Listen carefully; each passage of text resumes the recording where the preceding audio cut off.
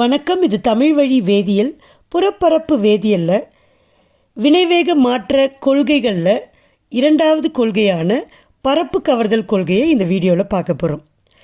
இப்போ வினைவேக மாற்றம் எப்படி நிகழுது, அதாவது ஒரு வினைவேக மாற்றிய நம்ம ஒரு வினையில் சேர்க்குறப்ப அந்த வினைப்படு பொருள்கள் துரிதமாக வினை புரிந்து விளைபொருள்களை உண்டாக்குது இல்லையா? அப்போது இந்த வினைவேக மாற்றத்தின் செயல்பாடு என்ன, அது என்ன பண்ணுது அப்படிங்கிறத தான் இந்த வினைவேக மாற்ற கொள்கைகள் விளக்குது. அதில் முதல் கொள்கை தான் இடைநிலை சேர்மம் உருவாதல் கொள்கை.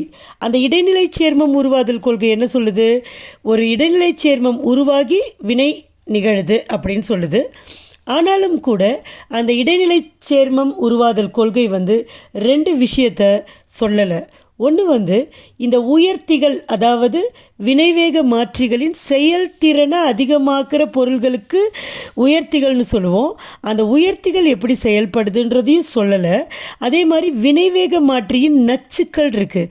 இவை போய் என்ன பண்ணுன்னா ஒரு வினைவேக மாற்றியோட செயல்திறனை கொஞ்சமாகவோ அல்லது முற்றிலுமாவோ அழிச்சிரும். அது ஏன், அது எப்படி நடக்குது, அதை பற்றியும் இந்த இடைநிலை சேர்மம் உருவாதல் கொள்கை சொல்லலை. அதே மாதிரி பலப்படித்தான வினைவேக மாற்றங்கள், திண்ம வாயு இல்லை வாயு நீர்மம், இந்த மாதிரி நிலைமை மாறி நடக்கிற அந்த அந்த வினைகளை பற்றியும் இது விளக்கலை. ஸோ இந்த மாதிரி அதற்கான ஒரு டிஸ்அட்வான்டேஜஸ் இருக்குது. இப்போ தான் அதில் இந்த பரப்பு கவர்தல் கொள்கையை நம்ம பார்க்க போகிறோம்.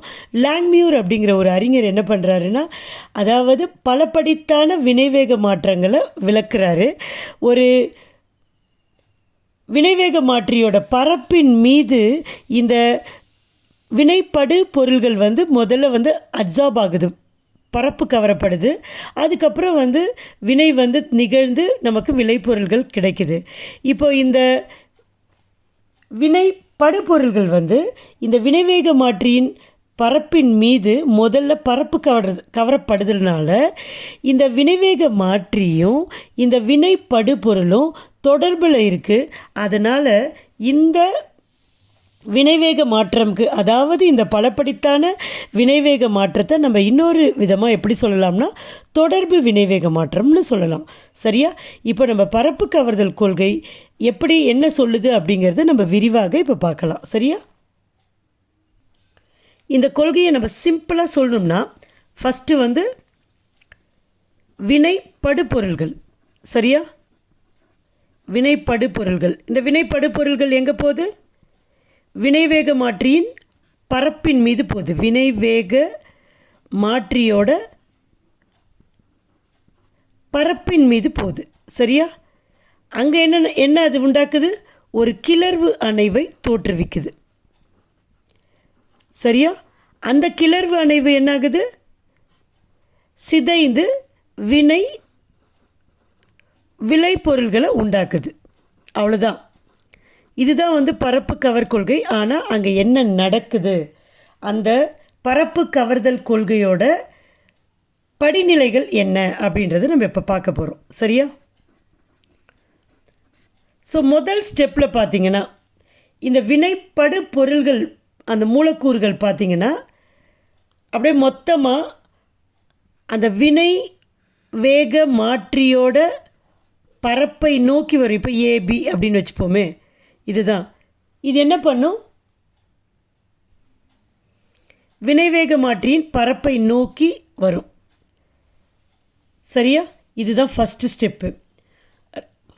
ரெண்டாவது ஸ்டெப்பில் என்ன நடக்கும்னா, இந்த மாதிரி இது கிட்ட வினைப்படு மூலக்கூறுகள் அந்த வினைவேக மாற்றியோட பரப்பு இது கிட்ட நகர்ந்து வருது. நகர்ந்து ரெண்டாவது ஸ்டெப்பில் என்ன பண்ணுது? இந்த வினைவேக மாற்றியின் பரப்பின் மீது பரப்பு கவரப்படுகிறது. அப்போது இது மேலே அட்டாச் ஆகிடுச்சு, பரப்பு கவரப்பட்டுருச்சு. இப்போ இதுதான் ஏபி. ஏபின்றது என்னது? வினைப்படு பொருள். ஸோ முதல்ல வினைவேக மாற்றியின் பரப்பை நோக்கி நகர்கின்றன. ரெண்டாவது ஸ்டெப்பில் அந்த பரப்பின் மீது பரப்பு கவரப்படுகின்றன. மூணாவது எப்போ அது பரப்பு கவரப்படுதோ அப்போ அந்த பரப்பின் மீது கிளர்வு அணைவை உருவாக்குகிறது. அப்போ இதுதான் அந்த வினைவேக மாற்றியோட பரப்பு. அது மேலே இது ஒரு கிளர்வு அணைவை, 2 வினை புரிஞ்சாதான் வரும், ஒரு கிளர்வு அணைவை உருவாக்குது. சரியா? இது வந்து என்னது? கிளர்வு அணைவு. இப்போ 4வது ஸ்டெப்பில் அங்கே என்ன நடக்கும்னு பார்த்தீங்கன்னா, இந்த கிளர்வு அணைவு இது வந்து நிலைப்புத்தன்மை அற்றது. எப்போ கிளர்வு அணைவு உண்டாச்சோ உடனே சீக்கிரமாக என்ன பண்ணிடும், அது விளைபொருள்களாக மாறிடும். அப்போ ஏபியாக இருந்துச்சு, இந்த கிளர்வு அணைவு சிதைவுற்று சிடி என்ற விளைபொருள்களாக மாறிடுது. சரியா? அதுக்கப்புறம் 5வது ஸ்டெப்பில் என்ன நடக்கும், இந்த சிடி என்ற விளைபொருள்கள் இந்த பரப்பின் மீது கவரப்பட்டிருக்குல்ல, இப்போ பரப்பு நீக்கம் அடைஞ்சிடும். பாருங்கள், இந்த கோடு நான் போடலை. அப்போ என்ன அர்த்தம்? இந்த பரப்பை விட்டு வெளியில் வந்துடுச்சுன்னு அர்த்தம். அப்போ சிடி என்ற விளைபொருள்கள். கடைசி ஸ்டெப்பில் என்னாகும், இந்த பரப்பை விட்டு இந்த சியும் இந்த டியும் நகர்ந்து சென்றுவிடும், விலகி சென்றுவிடும், புறப்பரப்பை விட்டு விலகி சென்றுவிடும். ஸோ இந்த 6 ஸ்டெப்பும் தான், இந்த 6 படிநிலைகள் தான் பரப்பு கவர்தலில் நடக்குது. புரியுதா? ஸோ முதல் ஸ்டெப்பில் பரப்பை நோக்கி வருகின்றன. யாரோட பரப்பை நோக்கி? வினைவேக மாற்றியின் பரப்பை நோக்கி இந்த வினைப்படு பொருள்களின் மூலக்கூறுகள் வருது. 2வது ஸ்டெப்பில் பரப்பு கவரப்படுது. 3வது ஸ்டெப்பில் கிளர்வு அணைவு உண்டாகுது. 4வது ஸ்டெப்பில் கிளர்வு அணைவு சிதைவடைந்து விளைபொருள்கள் உண்டாகுது. 5வது ஸ்டெப்பில் இந்த விளைபொருள்கள் பரப்பு நீக்கம் அடைகின்றன. 6வது ஸ்டெப்பில் பரப்பு நீக்கம் அடைந்த விளைபொருள்கள் இந்த புறப்பரப்பை விட்டு விலகி செல்கின்றன. இதுதான் இந்த பரப்பு கவர்தல் கொள்கையோட படிநிலைகள். இப்போ இந்த பரப்பு கவர் கொள்கை வந்து முக்கியமான சில விஷயத்தை விளக்குது. அதாவது ஃபஸ்ட்டு வந்து இந்த வினைவேக மாற்றி இருக்குல்ல, இந்த வினைவேக மாற்றியை பெருசாக நம்ம எடுக்கிறத விட அதை வந்து நம்ம சிறிய சிறிய துகளாக மாற்றுறோம். அதோட சைஸை குறைக்கிறோம், அதனுடைய உருவ அளவை குறைக்கிறப்ப அந்த ஒரு வினைவேக மாற்றியின் பரப்பு வந்து அதிகமாகுது. மொத்தமாக பெரிய பெரிய பீஸாக ஒரு 4 பீஸ் இருக்குதுன்னு வச்சுப்போம். இந்த 4 பீஸை நம்ம குட்டி குட்டியாக சின்னதாக ஆக்குறோம். அப்போ ஒரு 20 பீஸ் 30 பீஸ் அந்த மாதிரி சிறிய துகள்கள் நமக்கு கிடச்சிச்சின்னா அதோடைய பரப்பளவு அதிகமாகும். அப்போ அந்த வினைவேக மாற்றி இன்னும் எஃபிஷியண்ட்டாக அதோட வினை வேகம் செயல்படும் திறன் வந்து அதிகமாகும். ஸோ இதை வந்து இந்த பரப்பு கவர்தல் கொள்கை விளக்குது. 2வது, வினைவேக மாற்றியில் நச்சுன்னு ஒன்று இருக்குது. இந்த நச்சுன்னா என்ன பண்ணும், இந்த வினைவேக மாற்றியோட செயல்திறனை அழிக்கும். இப்போ ஏன் அழிக்குதுன்ற காரணத்தை அந்த இடைநிலை சேர்மம் உருவாதல் கொள்கை சொல்லலை, ஆனால் இந்த கொள்கை விளக்குது. என்ன சொல்லுதுன்னா, இந்த ஒரு வினைவேக மாற்றியின் பரப்பின் மீதும் கிளர்வு மையம் இருக்குது. இப்போ இந்த கிளர்வு மையம்னா என்ன அப்படின்னு பார்த்தீங்கன்னா, கிளர்வு மையம் இந்த வினைவேக மாற்றியோட பரப்பு வந்து ஸ்மூத்தாக இருந்தால் அது நல்ல செயல்திறன் மிக்க வினைவேக மாற்றியாக இருக்க முடியாது. வழவழன்னு இருந்தால் அப்போ எப்படி இருக்கணும், அது சொரப்பாக இருக்கணும், இல்லை கீறல் விட்டுருக்கணும், இல்லை உடஞ்ச மாதிரி இருக்கணும், இல்லை பிளவுகள் இருக்கணும், இல்லை மேடு பள்ள இருக்கும். இவ்வளவும் இருந்தால் அந்த வினைவேக மாற்றியோட அணுக்கள் வந்து பார்த்திங்கன்னா செயல்படும் திறன் வந்து அதிகமாக இருக்கும்.